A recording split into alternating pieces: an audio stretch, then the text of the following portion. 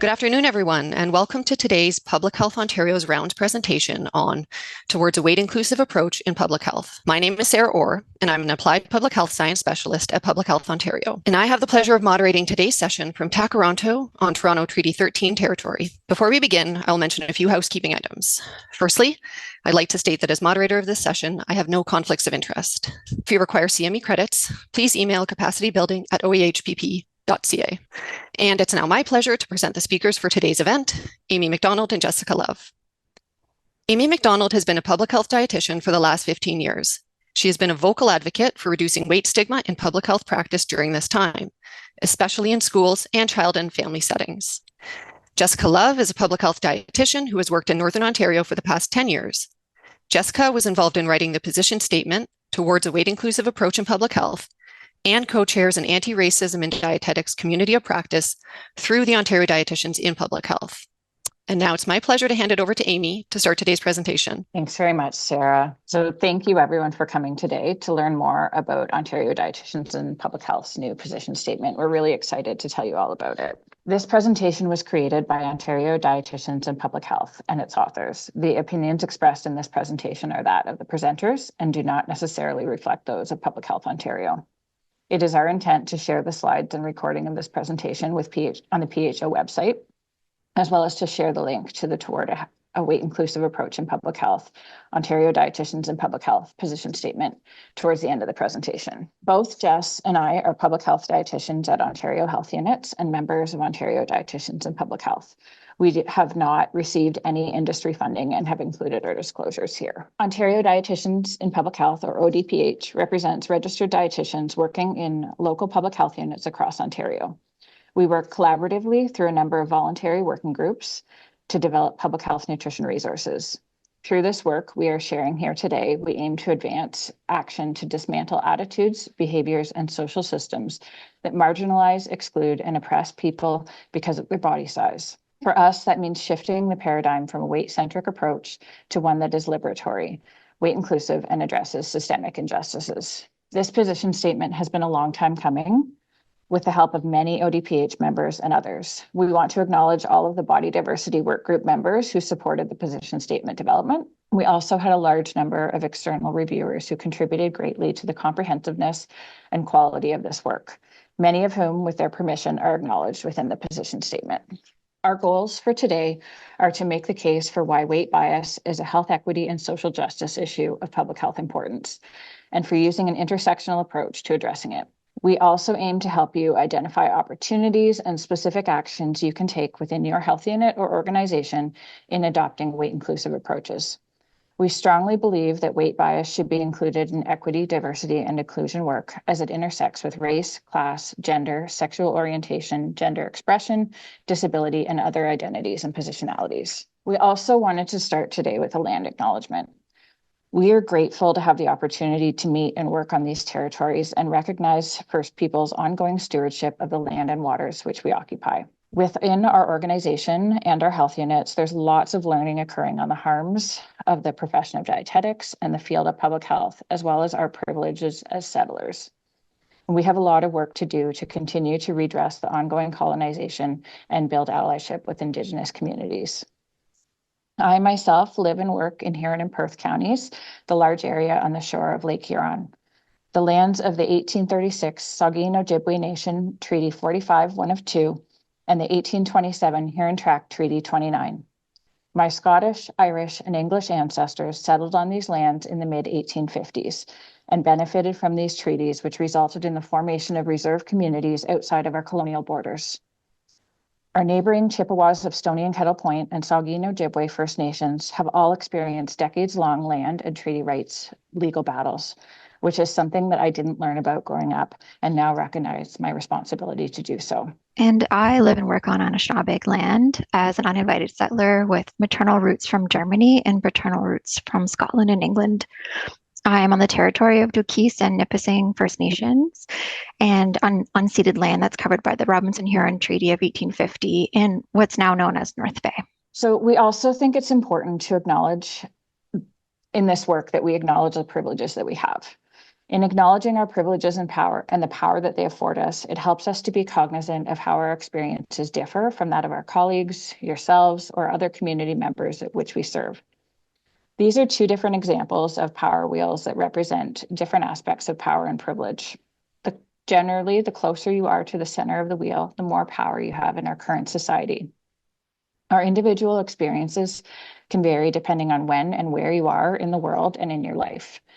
It's important to realize that positionality can really change with context, and the amount of privilege you hold will change based on the social circle or workplace context that you're in. It's all relational. We also want to acknowledge that we're trained as professionals to do no harm, but I think it's important to consider that we live in a world where power, privilege, marginalization, and oppression exist. So without a doubt, we have in the past, and we will continue to do harm at times. So when we do our best to come into our work with humility, acceptance, respect for diversity, and recognize the intersections that influence our experiences, we're better able to identify how we might do less harm and work to address it. We also acknowledge that we have power as healthcare professionals in paid positions and organizations that have power in our communities. Additionally, the dietetics profession, like many other helping professions, has been shaped by colonialism and white supremacy. The stereotypical dietitian is a thin, white, cis, middle or upper class woman, and that has an impact on how we're perceived and our experiences in the world.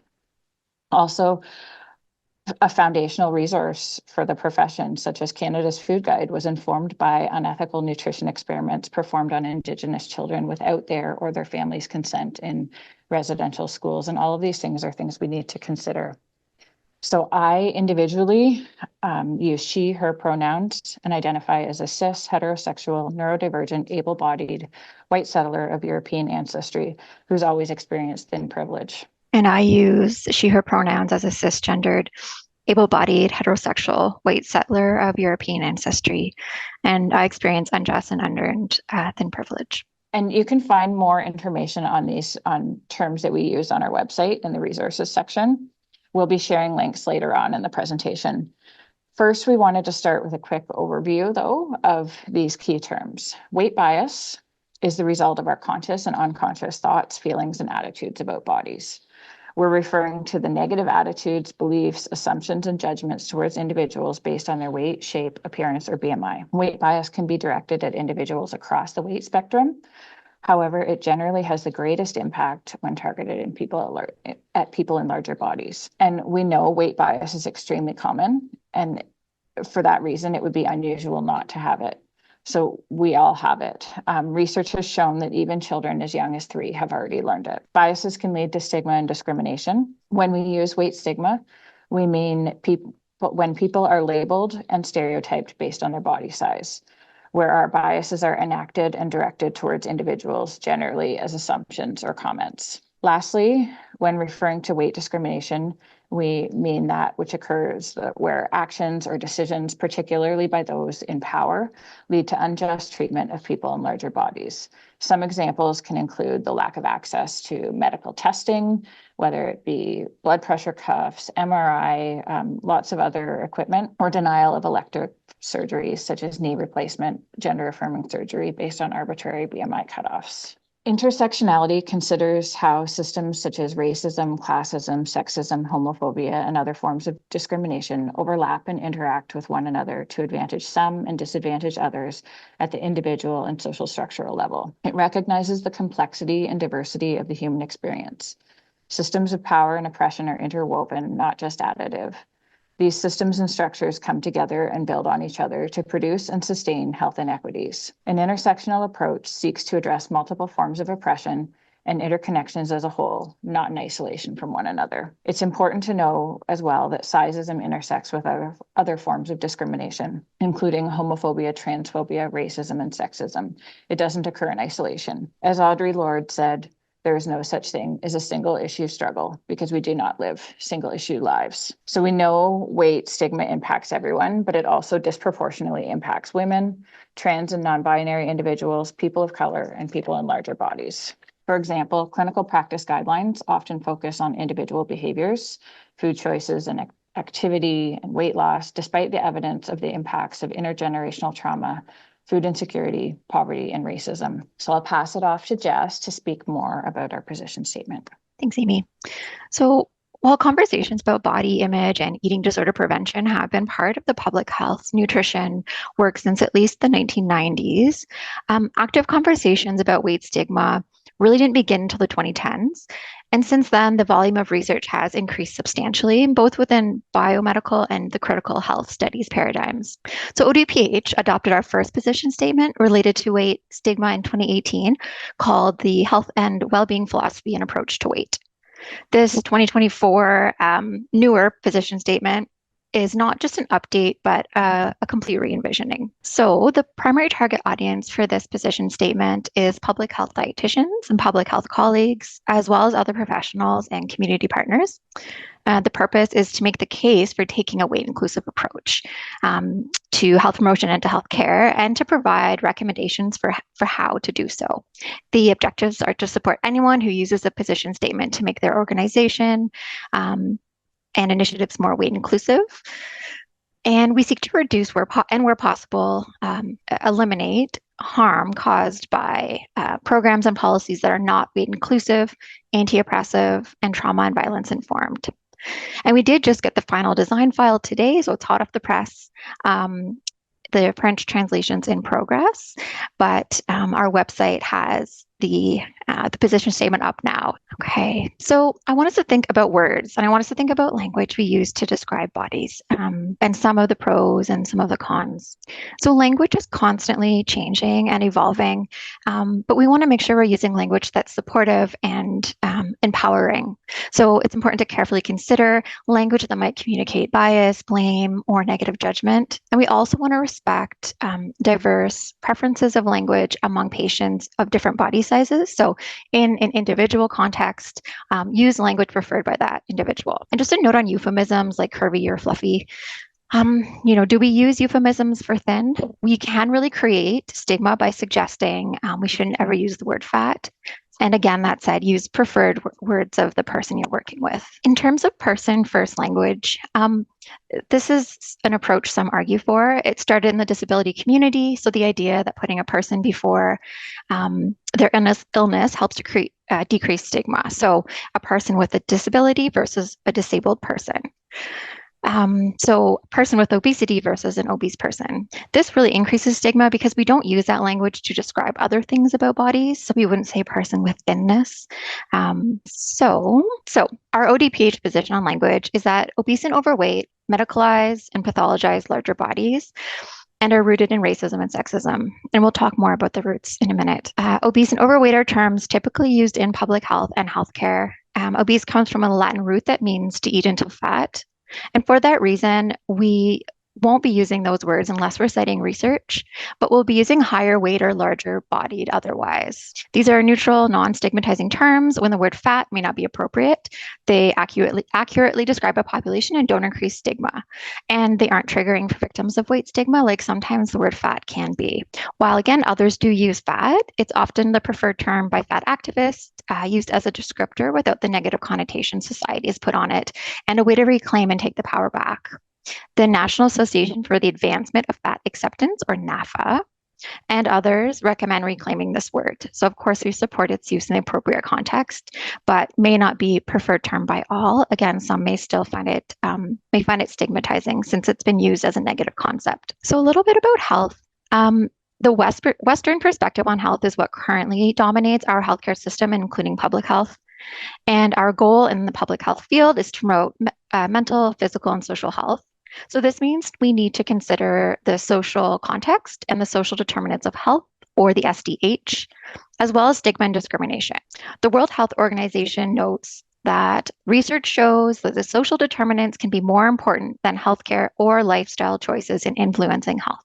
We want to shift away from what's the matter with you to what matters to you. Health promotion is not just education and behavior change.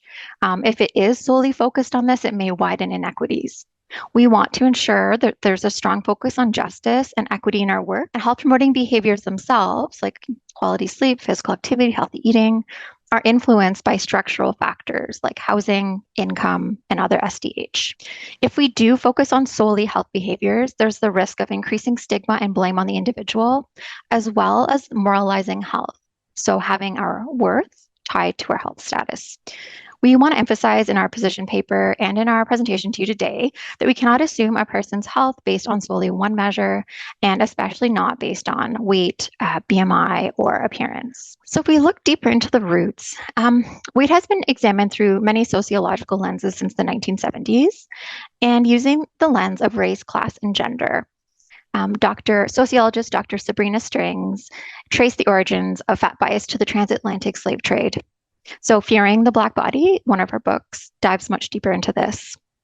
Skin color and other physical features were used to rank people and to justify slavery, and beauty and intelligence were equated to thin white bodies.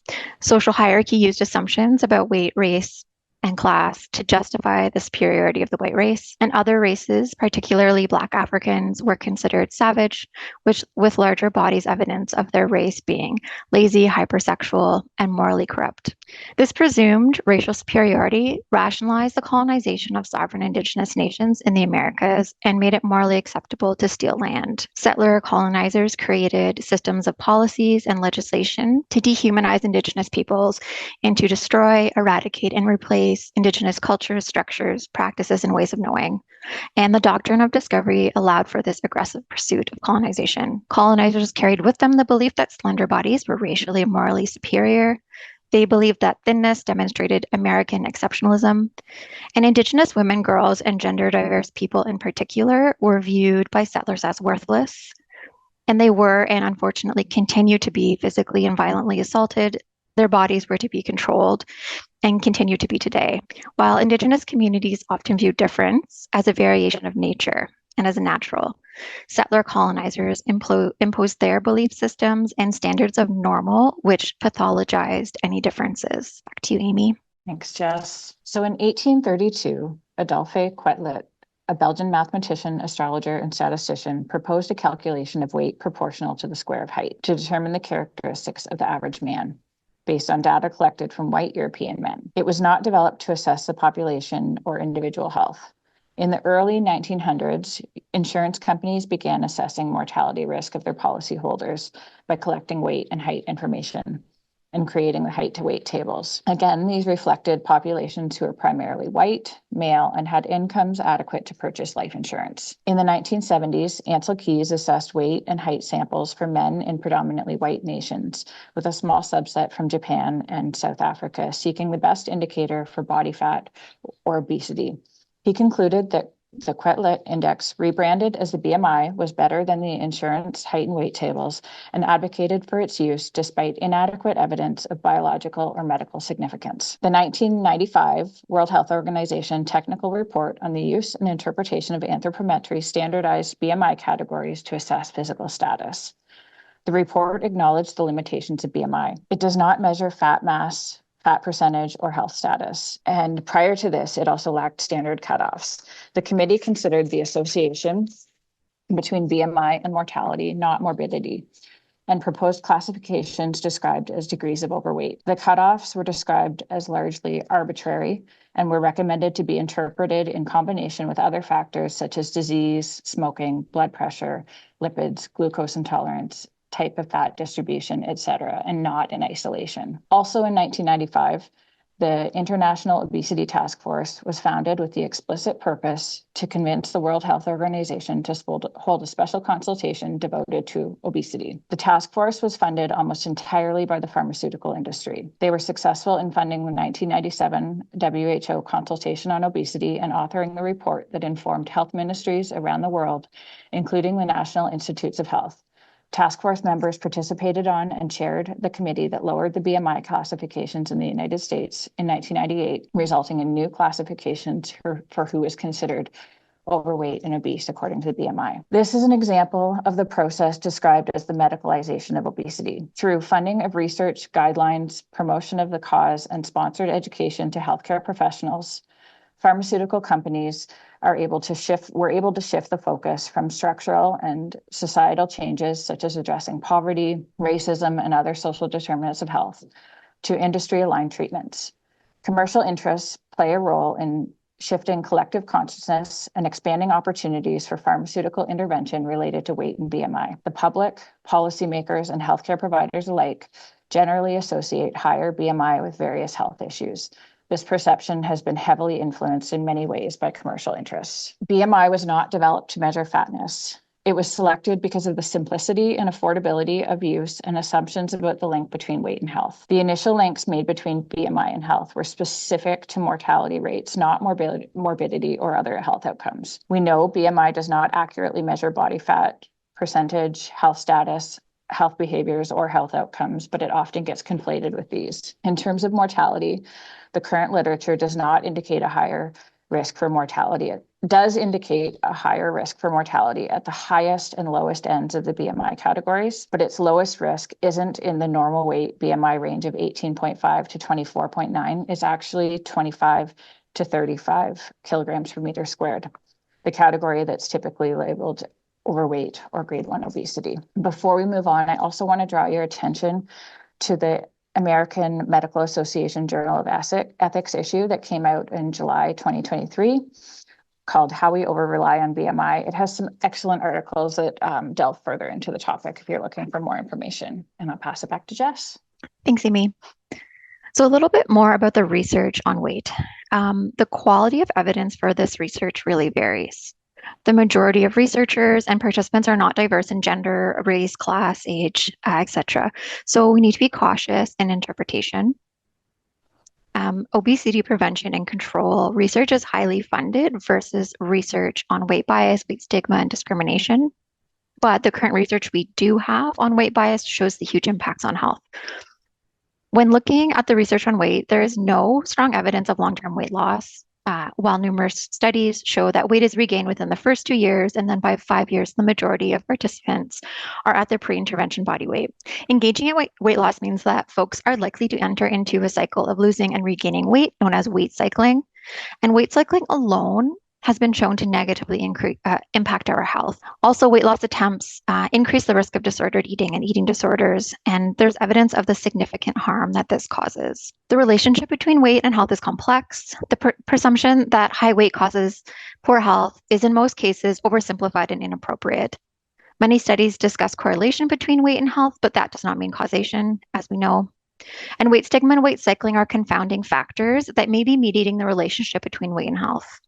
And the stress caused by experiencing weight stigma and discrimination also increases health risk. There's evidence of the harm with focusing on weight as a measure of health and harm with encouraging weight loss to improve health. So, in understanding the roots of weight bias in racism and colonialism, we can understand how weight ideals persist into the present day and are embedded within our society. There's 5 areas where we see how weight ideals fuel the pervasiveness of weight bias and the resulting weight stigma and discrimination. So in no particular order, we'll go through that. Research has shown that in healthcare providers across all disciplines have been found to have negative attitudes about people in larger bodies. This, of course, impacts the quality of care that they receive, and often patients are blamed for their weight, prescribed weight loss for unrelated complaints, and restricted from accessing medical care like surgery due to a BMI cutoff. Additionally, healthcare facilities themselves are often not accessible. There may be, for example, furniture like chairs that don't accommodate all body sizes. In the popular media, social media, and health promotion campaigns, the media perpetuates stereotypes about individuals in larger bodies while normalizing weight stigma. And this can have negative consequences for individuals. In workplaces, we know that weight discrimination can impact hiring decisions, salaries, promotions, termination decisions, etc. And all of this results in restricted economic opportunities. In schools, weight stigma can appear through weight-based bullying, curriculum, and educator actions or inactions, which can impact academic achievement. For example, there's a perception of lower academic ability, which leads to biased grading by educators. And all of this can lead to students missing school days and even dropping out. And then lastly, in interpersonal relationships, the most frequent source of weight stigma is from family, and this has a major impact on children and youth. Experiencing weight-based teasing and inappropriate comments at any age is associated with feeling less satisfied in relationships with others. So traditionally in public health, we have framed obesity as a crisis and an economic burden, and this infers that people in larger bodies are responsible for higher healthcare costs. These types of campaigns that frame obesity as a public health crisis do not increase motivation to improve one's health, and in fact, they decrease feelings of self-efficacy over health status. We often also use aggressive and disrespectful language like combat, tackle. This is all harmful. It implies that weight's controllable, that it's an individual's inability to control their weight, and that it's a moral failing, and ignores the effect of the social determinants of health on weight. Back to you, Amy. There I am, jumping ahead on slides. So there are different ways in which weight is understood, studied, and talked about.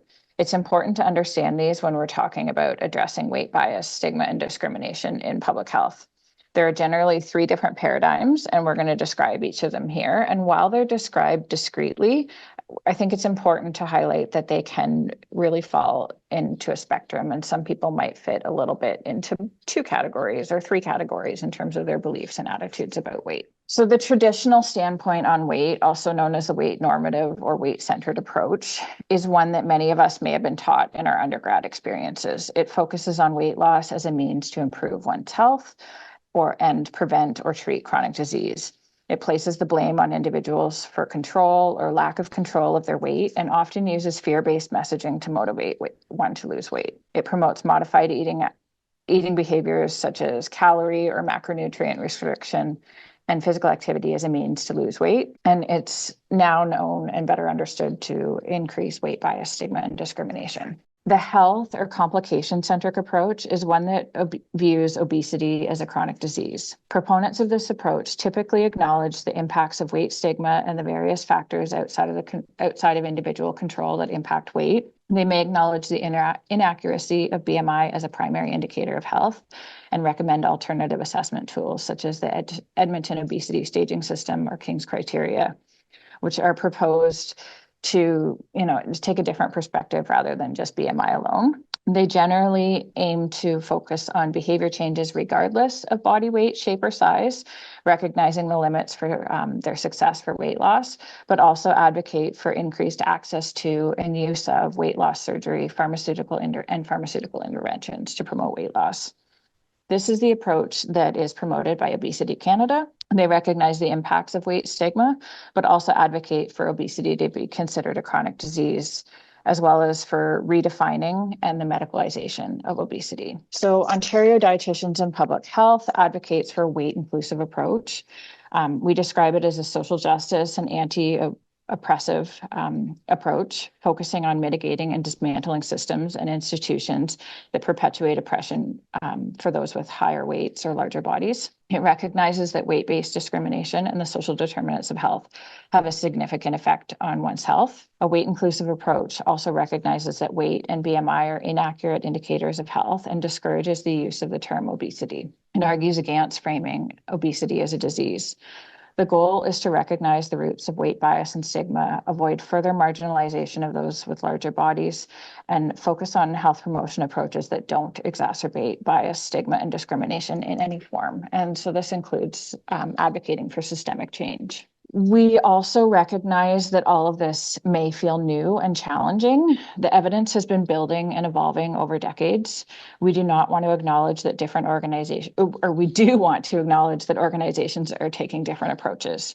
Not all organizations or researchers are on board with the same language or approach. What's consistent, though, is that there's strong agreement amongst most organizations that stigma in general and weight stigma specifically is problematic and does harm health. We can also learn from other stigma research in understanding the roots of stigma and how to address it. And this is one example from the Chief Public Health Officer's report in 2019. Now I'm going to pass it back to Jess to provide an overview of our recommendations. Thanks, Amy. So our position statement provides professionals with evidence-informed recommendations for advancing weight-inclusive care in public health practice. And through interprofessional collaborations, dietitians working in public health can lead this work and implement the recommendations within their organizations. So this can help mitigate harms associated with weight bias, stigma, and discrimination, and ultimately improve population-level health outcomes. So we have organized these recommendations into 4 categories, and we're going to just share a few examples under each category, but the position statement itself goes into much more detail. So collaboration and partnership. We advise public health practitioners to foster partnerships and collaboration among communities and individuals with lived experience, so those living in larger bodies, and commit to amplifying their voices as experts. As well, we want to ensure their work is compensated appropriately. In terms of communications, we advise to review, discontinue, or update resources and messages to ensure alignment with a weight-inclusive approach. Consider involving people with lived experience in co-creation and or review of the resources. We recognize the need to refer to obesity and overweight in some cases and in the summary of the research, and encourage listing and quotations. Using tackle, target, combat, other terms with violent connotations when referring to people, groups, or communities should be avoided. Evidence suggests it may be harmful and contribute to increased stigmatization. So in terms of supportive environments and policy, we advise that you create a weight-inclusive environment throughout the space. So for example, including furniture and equipment, like chairs, bathroom stalls, that are designed to accommodate people of diverse body sizes. And when meeting with clients, ensure a quiet, private, and comfortable space is available, and ask clients how the space may be changed so that they feel safer and more comfortable. Education and training. So we want to seek to understand the issue of weight bias through critical self-reflection and awareness of personal attitudes, biases, beliefs, cultural identity, power, and privilege, and commit to unlearning colonial narratives of racial superiority and oppression and how this intersects with weight-based discrimination. So now I just want to move into the last part of this, which is showing you the practical application of some of the concepts that we've discussed. You can see here there's some scenarios on the screen that are from the position statement appendix, practical examples to reduce weight bias, just to give you an idea. So we're going to talk through just one of them today. And we found that it's been a really great opportunity to discuss or for discussion and for learning to work through them as a small group, which unfortunately we can't do today, but it is a chance to practice putting theory into practice, essentially. So, and before I start with the scenario, this is part of the key concepts for applicable to all scenarios in that appendix. And these are ones we pulled to highlight. So all bodies are worthy of equitable care, regardless of size, weight, ability, health status, eating pattern, and physical activity choices. Making judgments related to any of the above mentioned can cause shame and discomfort, which can lead to suboptimal healthcare and healthcare avoidance. Reinforce dangerous preoccupations with weight, shape, size, lead to negative relationships with food, self, and body, equate body size with health or likability, and health is independent of weight. Weight and BMI are inaccurate indicators of health, and bodies always have and continue to come in a range of shapes and sizes that are largely influenced by factors beyond individual control. So this is the one example. It's clinical, but you can apply it to non-clinical spaces. You know, if you're thinking of an office space, you can think of chairs, desks, washrooms, space in general. So I'll read it to you now. A client comes into the health unit to access services. The clinical equipment, gown, exam table, blood pressure cuff, vaccine, needle, or furniture is not appropriate and does not meet their needs. What would you say and what would you do in this situation? So I can share what we have in the position statement. So first, apologize for not having the correct size equipment in the office, and assure the client that it is not their fault, but the issue lies within the organization.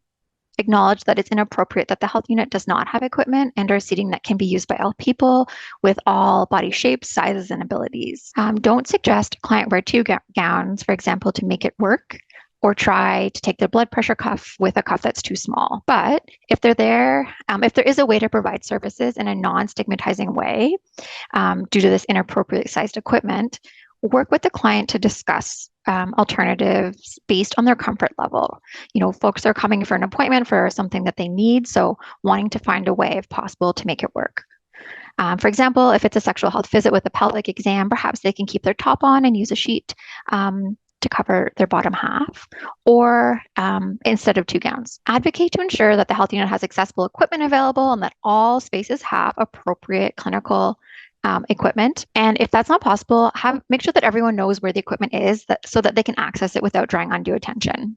Bring the issue forward to the Internal Accessibility Committee and formally document the complaint if possible. A formal complaint process is really important for accountability purposes.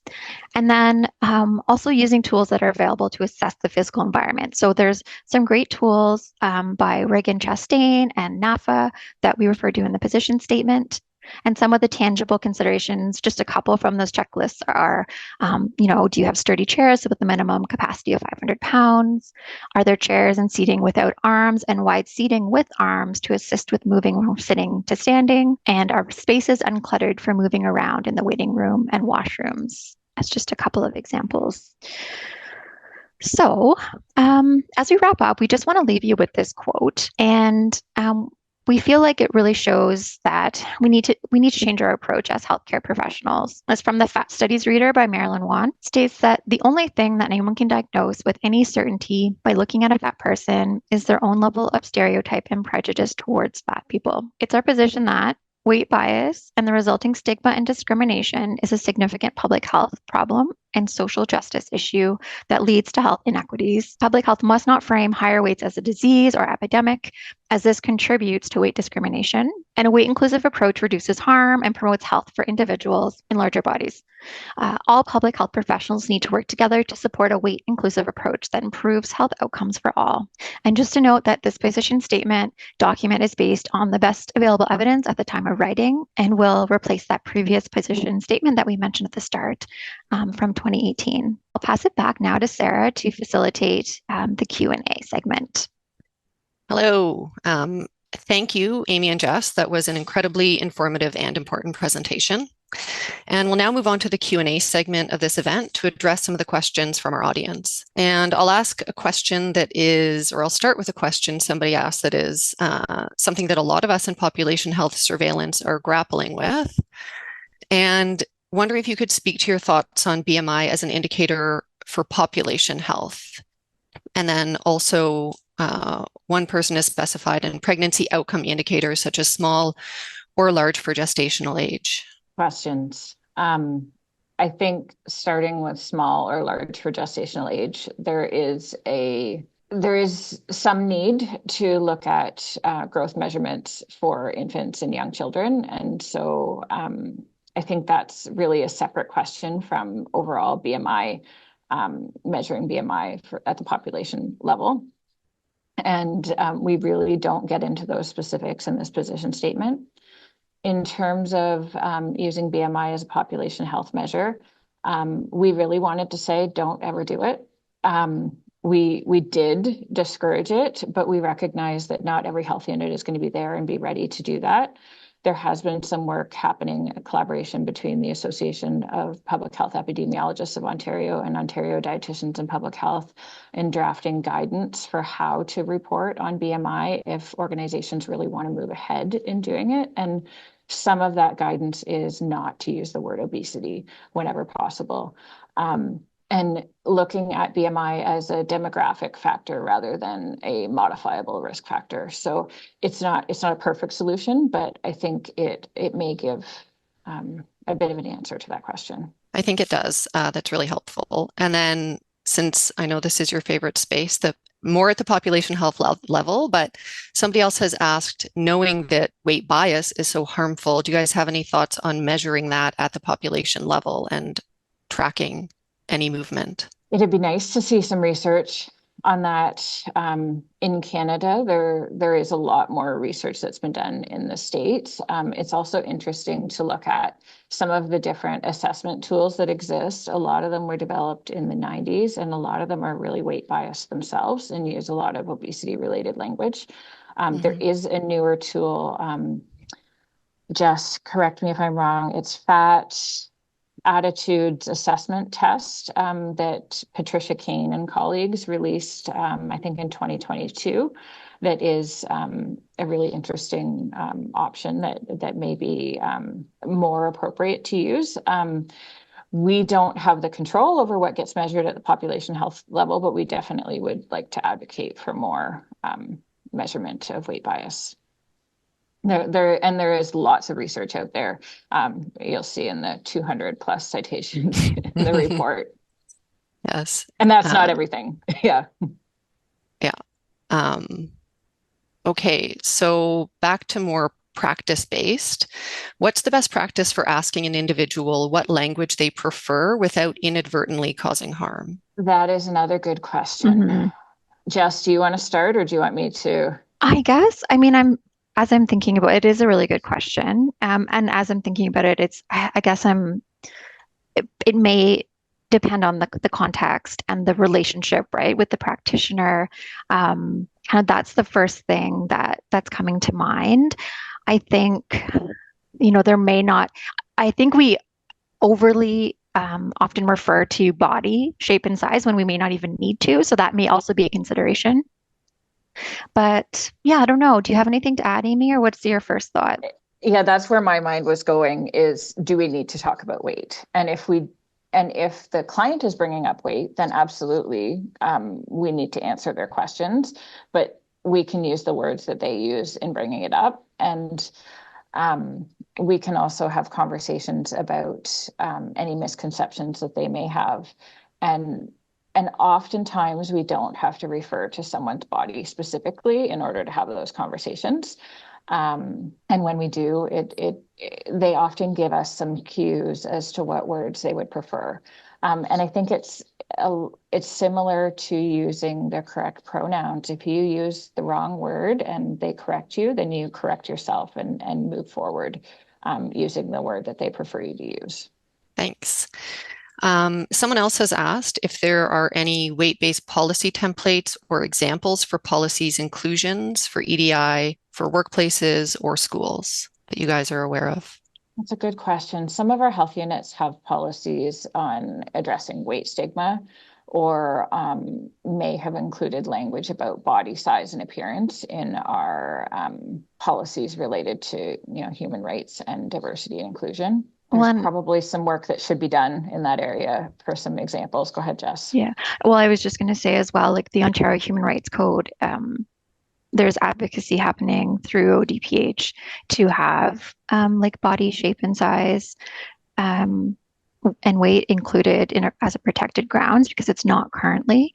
But yeah, I agree that I think there's probably a lot of work that needs to happen in that area. That's right. I did share for capacity building a link in the chat that can be shared with the rest of the group.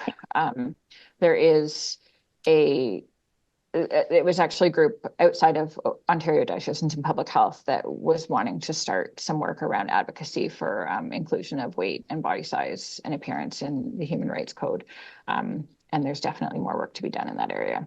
And on the topic of settings, somebody has asked what you think can be done in schools, especially elementary schools, to reduce bullying based on body size. So I think one of the biggest things we can do is take the opportunity to talk to the adults in the school setting first in terms of, I think so often we think it's our job to help kids to eat healthier and to be more active and to prevent obesity because that's what, unfortunately, public health, the message that has come across. And there's been lots of improvements and work focusing on things like body image. And so I think we can help by providing resources to make it easier to talk about the diversity in body shape and size and how best to address the types of weight-based bullying and comments that come up, because there are lots of fantastic anti-bullying resources, but oftentimes they don't focus specifically on weight and body-based teasing and often don't give examples of how to address those. One thing that comes up often is kids will notice the difference in body shapes and sizes. Like they might call somebody fat. And sometimes one of the most helpful things you can say is not, oh, you're not fat, you're beautiful. It's, we all come, there's nothing wrong with being fat. We all come in different shapes and sizes. But it's not okay to make fun of somebody for their body shape or size. Just like we would say if somebody, you're so skinny. and the more we start earlier, the more we can help have those preventative conversations earlier, rather than waiting until we start seeing weight preoccupation in the older elementary and high school levels. And there's some work with Eating Disorder Ontario and their prevention project that are in line with that as well. That's becoming more available. And I'll just add to Amy, thanks. There are some resources that are linked in the position statement or in the scenarios piece about it's like exactly this with how we talk about food too, a big piece of this. And there's the nurturing healthy eaters in the classroom, as well as some different resources about like mental health and weight bias in schools, and some different tips for, that I think that staff education piece as well, for the educators that we trust and that shape us so much as we're going through school, to change how they're framing things and communicating. Thanks for adding the practical piece there, Jess. Teamwork. So there are several questions where folks, I think, are hoping to get a bit more information on the association between higher BMIs and poor health outcomes, and how to address that when we're trying to also keep weight stigma in mind, and I think in your position statement, you provide some evidence that might add some clarity, but I thought it would just be helpful for you guys to speak to it, because there are several. Yeah, and that's it's always a tough conversation. I think what we know is at the population health level, telling people to lose weight is an ineffective strategy that increases weight stigma and weight bias and doesn't improve people's health. At the individual level, oftentimes individuals are told to lose weight when they have particular health risks. And we know that the research shows that weight loss is really difficult to achieve and to sustain.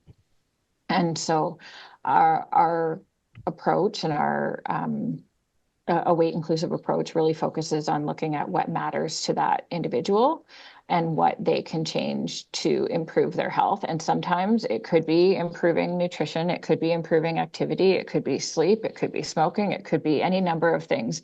And it may not result in any weight loss whatsoever, but it may have a positive impact on the health indicators or measures that they're looking at. So really encouraging kind of shifting the focus. It's not that weight will never change. For some people, weight might change when they make some behavior changes, but we can't predict how that's going to look. Yeah, and the only thing I'll add, that's great, Amy. And I mean, in the clinical world, there's measures to let's say like looking at blood work and that kind of thing, cholesterol, like all of these measures tell us more about someone's health than what they look like. Although we're talking about public health, I think something that's really important to remember, and more of the emerging evidence is showing that these higher BMIs and if there are associated health impacts, there's also a mental health impact from the stigma and the discrimination that people are facing. The stress can lead to chronic inflammation. There's an entire pathway. When someone's mental health is compromised, their physical health is as well. So I think that's just really important to note as well. Thank you. So someone has asked if, like, recognizing that what you've done is wonderful and the audience says that you're targeting need this work, they're wondering if you have any plans to help or maybe do yourselves more publicly accessible versions of the information you're trying to communicate or summaries, and if that might be useful. You want to go, Jess? Or do you want me to? You look like you're about to start. Well, no, I think that's definitely a potential next step. Like right now with the position statement itself, I think we're at like 95 pages and it's quite academic. And we have pulled out pieces like the scenarios can also kind of be a standalone, although it's great to look at together. But I think, having this messaging and starting it with public health professionals is where we wanted to start.